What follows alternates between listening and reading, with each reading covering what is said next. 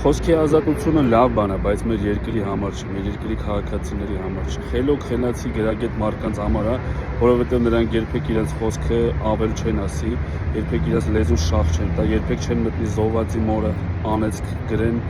հայոյանք գրեն։ Հիմա էլ այս 2 տարեկան երեխայի ծնողներին են մեղադրում, անիծում, հայոյում, չգիտեմ ինչ-որ բաներ գրում։ Խնդրեմ այս ֆոնի վրա չփիառվել, ընդհանրապես կարակ աղոթեք ու ձեր այդ ամեն ինչը, ձեր աշխատանքները լուր տանել, ոչ թե իցույց աշխարհի տալ, որ տեսեք, ես էլ եմ մասնակցել, իմ սիրտ ավելի է ցավում։ Մի բան կասեմ ես, վատ կոմենտներով, ովքեր որ այս երեխայի մայրիկին, հայրիկին վատ բաներ են գրել։ Ես դեռ սաղիթ իսկ ես ֆոնի վրա ու նմանատիպ ֆոների վրա փիառվող շանտ աղեքին կասեմ, որ խելոք մնացեք, մի բզբզացեք, տեղից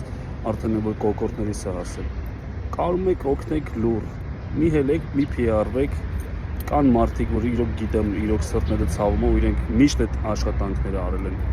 Հայրենասեր, հայրենանպաստ գործերով են զբաղվել, իսկ դուք ձեր կապիկ վիճակով միշտ ուզեցել եք ինչ-որ մի բան քաղել։